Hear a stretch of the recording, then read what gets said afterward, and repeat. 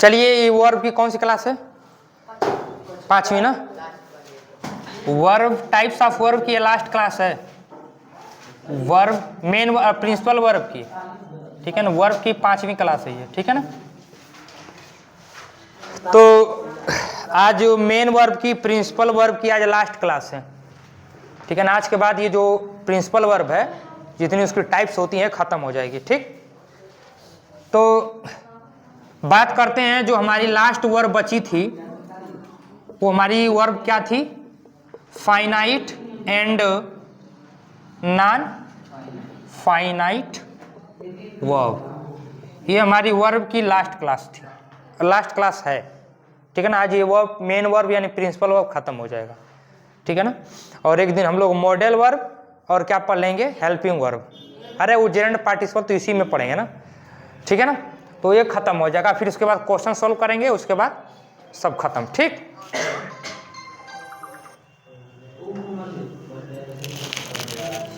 तो अब ये बात करते हैं फाइनाइट और नॉन फाइनाइट वर्ब होती क्या है, ठीक है ना।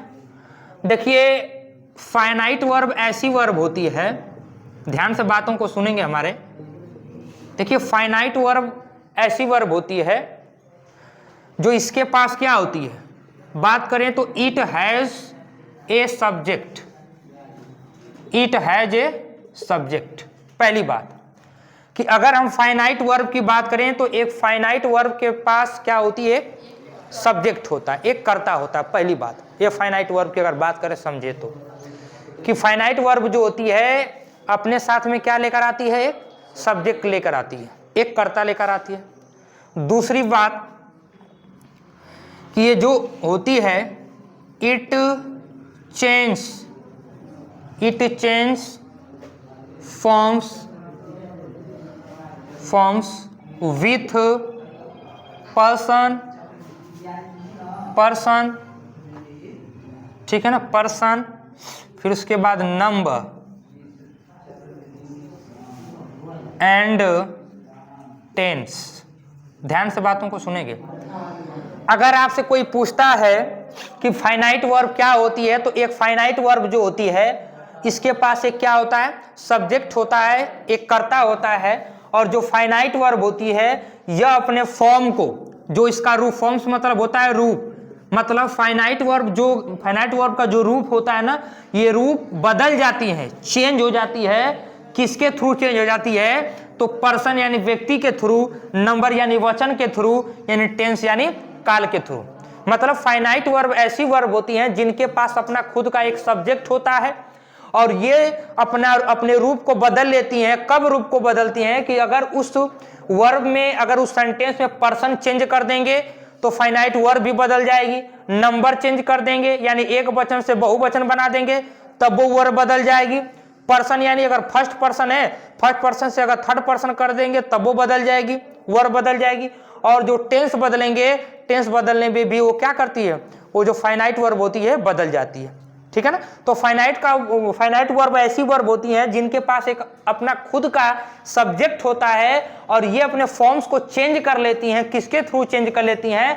पर्सन यानी व्यक्तियों के थ्रू, नंबर यानी वचन के थ्रू, यानी टेंस यानी काल के थ्रू अपने फॉर्म्स को, अपने रूप को क्या कर लेती हैं? बदल लेती हैं। बात सुनाई? जैसे मैं बात करूं he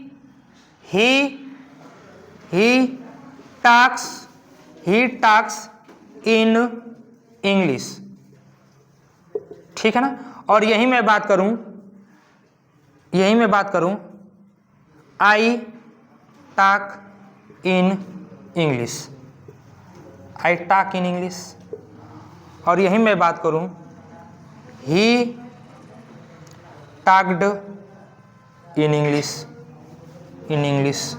अब देखिए तीनों सेंटेंस को चेक करिए। देखिए वर्ब अपने फॉर्म को चेंज कर लेगी ना। देखिए यहाँ पर्सन जब हमारा थर्ड पर्सन था ना, देखो पर्सन जो फाइनाइट वर्ब होती है अपने पर्सन के अनुसार बदल जाती है। देखिए यहाँ थर्ड पर्सन था तो थर्ड पर्सन में वर्ब कैसी थी? टास्क थी कि नहीं थी? लेकिन जैसे ही मैंने उसी टेंस के पर्सन को मैंने चेंज किया, अब मैंने पर्सन कौन सा कर दिया? फर्स्ट पर्सन कर दिया। आई कर दिया कि नहीं कर दिया। तो जैसे ही मैंने पर्सन चेंज किया तब ये अपना रूप बदल कर क्या कर ली, ताक कर ली, यानी फिफ्थ फॉर्म। यहाँ पे कौन सी फॉर्म थी, फिफ्थ फॉर्म थी ना, और यहाँ पे कौन सी फॉर्म हो गई, फर्स्ट फॉर्म हो गई। तो अपने फॉर्म्स को बदल ली कि नहीं बदल ली, अपने रूप को बदल ली कि नहीं बदल ली। मतलब कि जब हमारा पर्सन यहाँ पे ही था तो ये किस रूप में थी, फिफ्थ फॉर्म में थी, यानी पांचवें रूप में थी। और जैसे ही इसने अपने सब्जेक्ट को बदला तो इसने अपना रूप क्या ले लिया, पहली रूप ले ली, प्रथम रूप ले लिया, फर्स्ट फॉर्म ले लिया कि नहीं ले लिया। और देखिए जैसे ही मैंने टेंस बदल दिया, अब टेंस ही बदल दी। ये देखिए यहाँ पे टेंस क्या था, यहाँ पे टेंस था हमारा प्रेजेंट, प्रेजेंट है कि नहीं है, प्रेजेंट टेंस में है ना। और जैसे ही मैंने टेंस बदला, जैसे मैंने टेंस बदला, किस टेंस में किया, ये टेंस हमने किया पास्ट में, पास्ट में टेंस किया तो देखिए पर्सन सेम रहा, मगर टेंस बदलते ही वर्ब क्या हो गई, ये मेन वर्ब की कौन सी फॉर्म हो गई, सेकेंड फॉर्म हो गई। हो गई कि नहीं हो गई, हो गई ना। तो यही होती है फाइनाइट वर्ब का मतलब, यही होता है कि इनके पास अपना सब्जेक्ट होता है, इनके पास खुद का एक सब्जेक्ट होता है।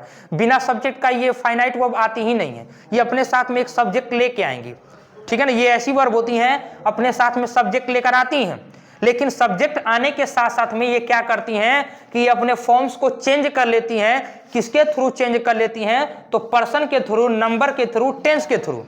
अगर आप पर्सन बदलेंगे तब वो ये अपनी वर्ब बदल जाती हैं, अगर नंबर बदलेंगे तब वो बदल जाएगी। बात समझ आई कि नहीं। जैसे मैं बोलूं कि mango is sweet, mango is sweet, आम मीठा है, तो यहाँ कितना मैंगो है, एक मैंगो ना, सिंगुलर नंबर में है कि नहीं है। और जैसे ही मैंने किया मैंगोज, मैंगोज, अब क्या होगा, इज लगेगा, नहीं लगेगा, अब क्या लगेगा, आर हो जाएगा। काहे कि यहाँ पे नंबर कितना था, एक था, सिंगुलर नंबर था, और यहाँ पे नंबर कितना हो गया, प्लूरल नंबर हो गया, ज्यादा हो गया, तो ये अपना वर्ब बदल ली कि नहीं बदल ली, बदल ली ना। तो फाइनाइट वर्ब का मतलब वो वर्ब होती हैं जो पर्सन से भी बदल जाती है, पर्सन बदलवा तो बदल जाएगी, नंबर बदलेंगे तब वो बदल जाएंगी, और इनका टेंस बदलेंगे तब वो क्या होती हैं, बदल जाती हैं। आई बात समझ में आ रही कि नहीं आ रही है, आ रही है ना, आ रही है। सॉरी चौबे, हीरा पासवान, ठीक है ना। तो याद रखिएगा, मतलब फाइनाइट वर्ब अपने दिमाग में रखिएगा कि फाइनाइट वर्ब ऐसी होती हैं कि जो अपने साथ में सब्जेक्ट लेकर आती हैं, ठीक है ना, और ये अपने अपने रूप को बदल लेती हैं पर्सन के सेंस में, ठीक है ना, पर्सन के साथ में, नंबर के साथ में, टेंस के साथ में अपने रूप को बदल लेंगे। बस में पर्सन बदला तो रूप बदला, नंबर बदले तो रूप बदले, ठीक है ना, और टेंस बदला तो रूप बदला। बात समझ आई, ठीक है ना, वही हमारी फाइनाइट वर्ब होती है। ठीक, अब इसी का अपोजिट होता है नॉन फाइनाइट वर्ब, ठीक है ना, इसी का जस्ट अपोजिट होता है। क्या होती है, देखो नॉन फाइनाइट वर्ब क्या होती है, देखो। अब बात करते हैं non finite verb, non finite verb. अब ये नॉन फाइनाइट वर्ब क्या होती है, नॉन फाइनाइट वर्ब ऐसी वर्ब होती हैं, it has not a subject, इसके पास कोई सब्जेक्ट नहीं होता है, पहली बात तो, ठीक है ना, इसके पास कोई कर्ता नहीं होता है। दूसरी बात कि it does not change forms with person, number and subject, ठीक है ना। मतलब कि नॉन फाइनाइट वर्ब ऐसी वर्ब होती हैं जिनका अपना खुद का सब्जेक्ट नहीं होता, इनके पास सब्जेक्ट नहीं होगा, मगर फाइनाइट वर्ब में क्या होता है, सब्जेक्ट होता है। अगर आपसे कोई पूछेगा कि right 2 main differences between finite and non finite verb, हाँ पूछ देगा कोई कि right 2 main differences between finite and non finite verb, तो वहीं 2 बिंदु लिखना है, इसके पीछे वाली 2 फाइनाइट में, इसकी ये 2 नॉन फाइनाइट में, ठीक है, 2 डिफरेंस हो जाएगा, ठीक है ना। एग्जाम में जो मंथली टेस्ट होगा उसमें आ सकता है कि फाइनाइट और नॉन फाइनाइट के बीच में अंतर लिखिए, ठीक है ना। तो फाइनाइट वर्ब अपने साथ में सब्जेक्ट लेकर आती है, मगर नॉन फाइनाइट क्या होता है, अपने साथ में सब्जेक्ट लेकर नहीं आएगी, जैसे फाइनाइट लेके आती थी ना, ठीक है। तो ये बिना सब्जेक्ट का आती है। दूसरी बात कि it does not change forms with the person number subject, sorry subject दे दिए यहाँ, टेंस, टेंस होगा ना, सब्जेक्ट नहीं टेंस, मतलब कि ये अपने रूप को नहीं बदलती हैं, ठीक है ना। जो नॉन फाइनाइट वर्ब होती हैं अपने रूप नहीं बदलेंगी, बात समझ। ये अपने रूप में चाहे पर्सन बदल जाए, चाहे नंबर बदल जाए, चाहे टेंस बदल जाए, कुछ हो जाए, पर्सन भी बदल जाएगा, नंबर भी बदल जाएगा, टेंस भी बदल जाएगा, मगर ये अपने रूप को नहीं बदलती है। बात समझ, ये अपने रूप को नहीं बदलती है, ठीक, ठीक है ना। जैसे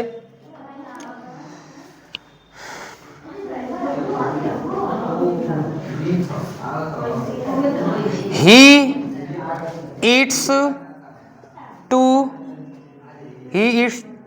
to like पिज्जा, पिज्जा।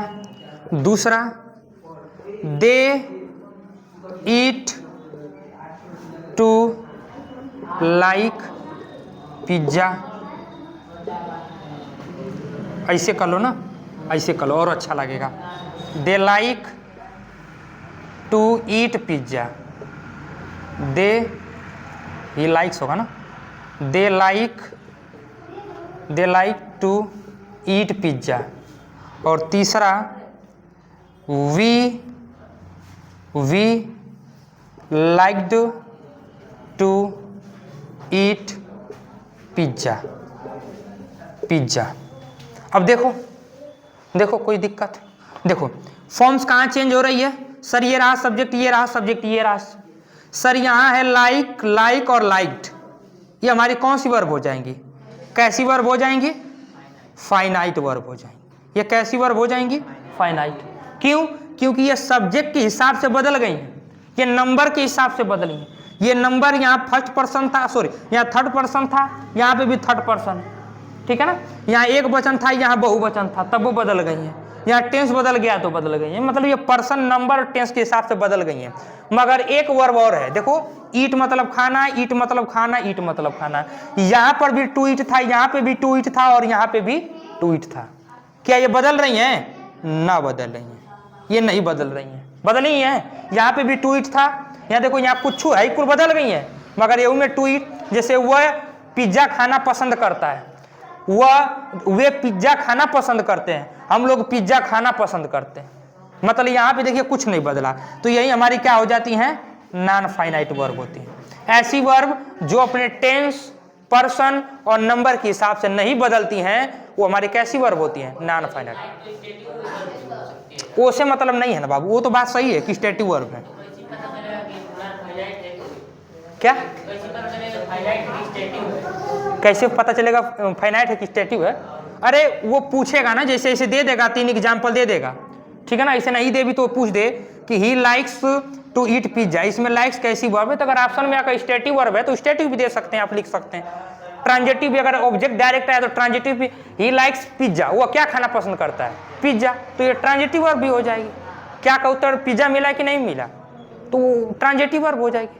बात है एक ही वर्ब हमारी सब कुछ हो सकती है, ट्रांजिटिव भी हो सकती है, स्टेटिव वर्ब, ऐसा थोड़ा ना है कि मतलब एकदम सीमित है, बाउंडेड है एकदम से, ठीक है ना। एक वर्ब हमारी स्टेटिव भी हो सकती है, ट्रांजिटिव भी हो सकता है। क्या एक ट्रांजिटिव स्टेटिव नहीं हो सकती है, नहीं हो सकती है, क्यों नहीं हो सकती है भाई, हो सकती है बिल्कुल, ठीक है ना। चलिए, तो नॉन फाइनाइट वर्ब देखो, ये वर्ब कैसी है, ये ईट, ईट खाना है कि नहीं, तो ये नॉन फाइनाइट वर्ब है, काहे कि तीनों में बराबर थी। बात में आ गई ना। चलो, ये हो गई नॉन फाइनाइट वर्ब, मिटा दें। चलो एक पढ़ेंगे, चलो बात करते हैं अगला टॉपिक।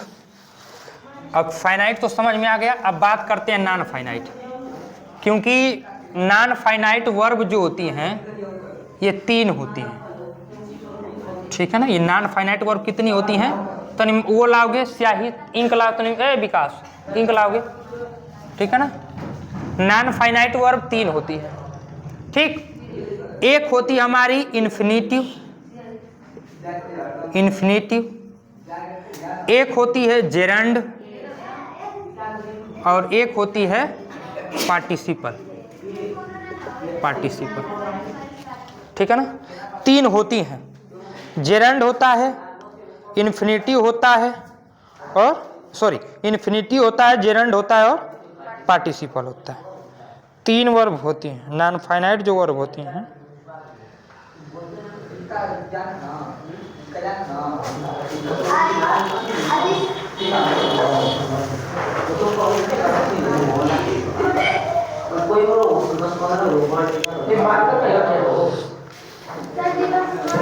हम अपना लिए हैं तब से।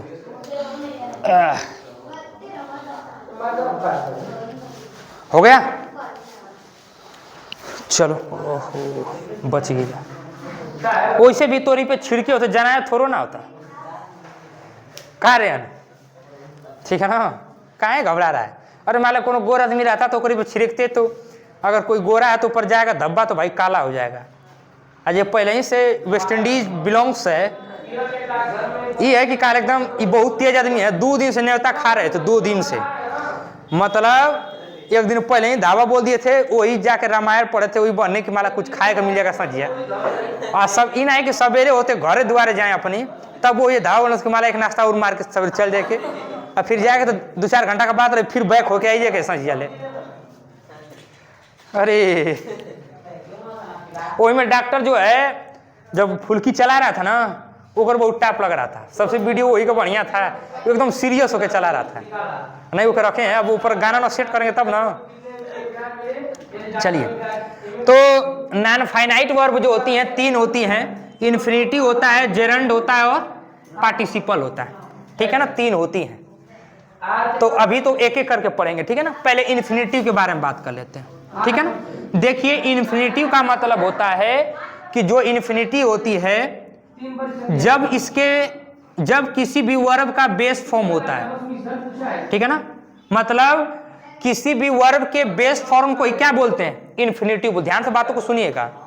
मतलब किसी भी वर्ब के बेस फॉर्म को, बेस फॉर्म का मतलब होता है क्रिया का प्रथम रूप, क्रिया का प्रथम रूप। तो क्रिया की प्रथम रूप जो होती है, जो बेस फॉर्म होती है, वही हमारी क्या कहलाती है, इन्फिनिटिव कहलाती है। एक तो वो इन्फिनिटिव कहलाती है। कभी कभी क्या होता है ना कि मेन वर्ब के फर्स्ट फॉर्म में उसी के पहले क्या लगा मिलता है, टू लगा मिलता है, वो अभी हमारी क्या कहलाती है, इन्फिनिटिव ही कहलाती है। ध्यान से बात को समझ रहे हो ना, ठीक है ना। तो इन्फिनिटिव पूछेगा कोई क्या होता है, तो बेस फॉर्म, वर्ब की बेस फॉर्म को ही इन्फिनिटिव कहते हैं। मतलब क्रिया के प्रथम रूप को ही इन्फिनिटिव कहा जाता है। या तो मेन वर्ब के फर्स्ट फॉर्म में अगर टू पहले प्रीसिडेड बाय टू, अगर क्रिया के प्रथम रूप के पहले टू लगा मिला है तो भी हमारा क्या कहलाती है, इन्फिनिटिव कहलाती है। अंतर क्या है, अंतर यह है कि जो ये टू वाली है ये हमारी होती है फुल इन्फिनिटिव। क्या होती है, फुल इन्फिनिटिव होती है, मतलब पूर्ण इन्फिनिटिव है, पूरा एकदम कंप्लीट है। और ये जो सिर्फ बेस फॉर्म वाली होती है ना, जिसमें टू नहीं लगा होता है, तब वो इन्फिनिटिव कहलाती है। ये हमारी होती है बेयर इन्फिनिटिव। कैसी इन्फिनिटिव होती है, बेयर इन्फिनिटिव होती है, सॉरी, ये हमारी बेयर इन्फिनिटिव कहलाती है, ठीक है ना। एक होती है मेन वर्ब के फर्स्ट फॉर्म में टू लिखा मिल जाए, वो फुल इन्फिनिटिव होती है, ठीक है ना। बेस फॉर्म, ठीक है ना, क्रिया का प्रथम रूप जो होता है वो भी इन्फिनिटिव कहलाती है, लेकिन वो हमारी क्या कहलाती है, बेयर इन्फिनिटिव कहलाती है।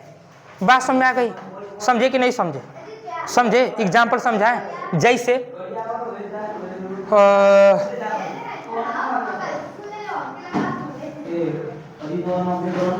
जैसे टू, एग्जाम्पल बात करें, टू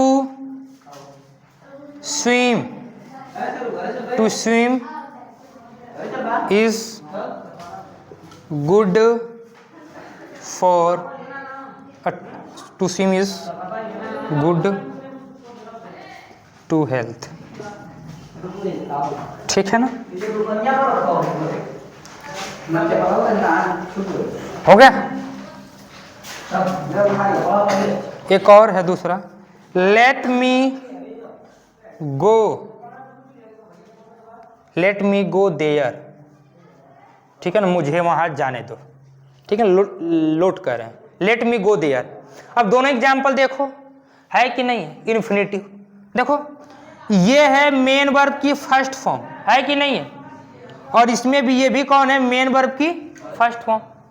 अब देखो ये जो है ना, एक चीज और जो इन्फिनिट भूल गए हैं बताना, देखियो जो इन्फिनिटी होता है ना, तीन चीजों को काम कर, ध्यान से बात को सुनिएगा। एक इन्फिनिटिव हमारा नाउन का भी काम करती है, ठीक है ना। एक इन्फिनिटिव जो होता है एडजेक्टिव का भी काम करता है, विशेषण का भी काम करता है, और एक इन्फिनिटिव जो होता है एडवर्ब का भी काम करता है, तीनों का काम करता है, ठीक है ना। एक इन्फिनिटिव कोई पूछेगा किन किन के स्थान पे आ सकता है, तो एक इन्फिनिटिव नाउन के जगह पे आ सकता है, एक इन्फिनिटिव एडजेक्टिव के जगह पे आ सकता है, और एक इन्फिनिटिव एडवर्ब के स्थान पे आ सकता है, ठीक है ना। दूसरी बात कि ये यूज कहाँ कहाँ पे होते हैं, सेंटेंस में किस किस स्थान पे यूज हो सकते हैं, तो ये एक सब्जेक्ट के जगह पे आ सकते हैं, एक ऑब्जेक्ट के जगह पे आ सकते हैं, और एक कॉम्प्लीमेंट के स्थान पे आ सकते हैं, एक कॉम्प्लीमेंट के स्थान पे आ सकते हैं, तीन स्थान पे आ सकते हैं, ठीक है ना। बात सुनाई कि इन्फिनिटिव जो होता है ये नाउन का भी कार्य करता है, एक एडजेक्टिव का भी कार्य करेगा, और एक एडवर्ब का भी काम करेगा, तीनों का काम करता है, संज्ञा विशेषण और एडवर्ब का भी काम करता है, तीनों का काम करेगा। अरे नाउन होगा तो नाउन एडजेक्टिव यानी नाउन का विशेषता बताएगा, ठीक है ना, ध्यान से हमारी बात को सुनिएगा।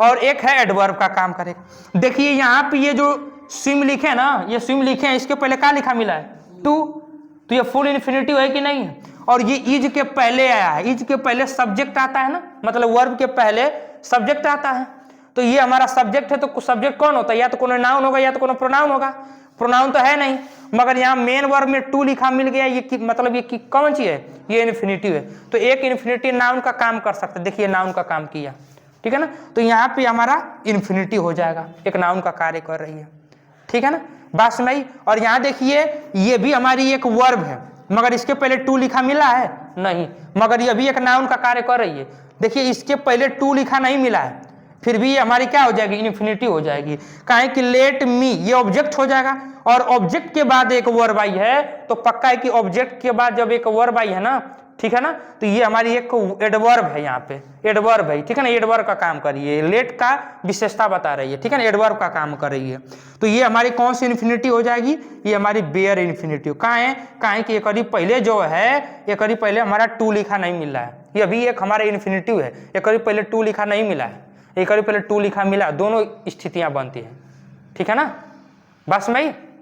तो इतनी बातें याद रखिएगा, ये इन्फिनिटिव का केस होता है। इन्फिनिटिव मतलब टू प्लस मेन वर्ब का फर्स्ट फॉर्म या बेस फॉर्म होती है, ठीक। जैसे आई एक एग्जांपल और देते हैं, जैसे मैंने एक बात बोलूं, आई सा ए